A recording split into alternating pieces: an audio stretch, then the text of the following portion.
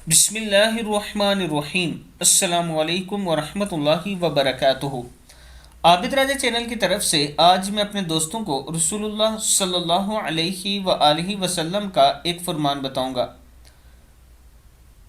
उससे पहले मैं अपने तमाम दोस्तों से रिक्वेस्ट करूंगा कि एक बेवा औरत है जिसने मुझे अपनी ज़मीन मस्जिद के लिए दी है, क्योंकि उनका एक ही बेटा था, वो भी फौत हो चुका है।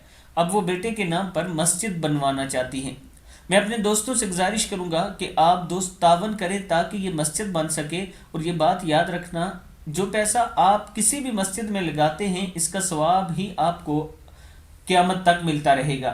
और ये बात भी याद रखना कि जिनके वालिदैन फौत हो चुके हैं वो खुसूसी तौर पर मसाजिद के साथ तावन किया करें और वालिदैन के नाम पे किया करें ताकि अजर व सवाब उन्हें मिलता रहे। जो दोस्त तावन करना चाहते हैं, ये मेरा व्हाट्सअप नंबर मौजूद है, इस पर इजी पैसा और जायज़ कैश भी मौजूद है।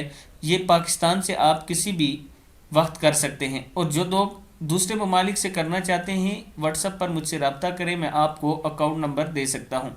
तो शुरू करते हैं। बिस्मिल्लाहिर्रहमानिर्रहीम। नमाजी के आगे से गुजरना। हुजूर अकरम सल्लल्लाहु अलैहि व आलिहि वसल्लम ने फरमाया, अगर नमाजी के आगे से गुजरने वाला ये जान ले कि इस पर किस कदर गुनाह है, तो इसको नमाजी के सामने से निकलने से 40 साल खड़ा रहना ज़्यादा पसंद हो।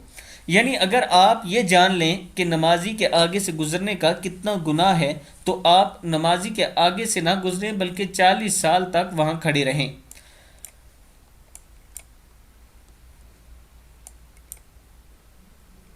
एक हदीस में है, एक सहाबी कहते हैं कि मैं नहीं जानता कि 40 दिन कहा या 40 माह या 40 बरस। सही बुखारी की हदीस है। लेकिन दोस्तों, मुख्तसर बात यह है कि नमाजी के आगे से गुजरना बहुत बड़ा गुनाह है, हमें इससे बचना चाहिए।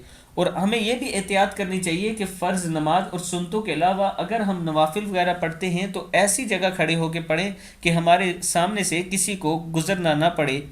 मैं अपने दोस्तों से गुजारिश करूंगा कि इस पर आपने ज़रूर अमल करना है। इस वीडियो को भी आगे शेयर करना है। अस्सलामु अलैकुम वरहमतुल्लाहि वबरकातुहू।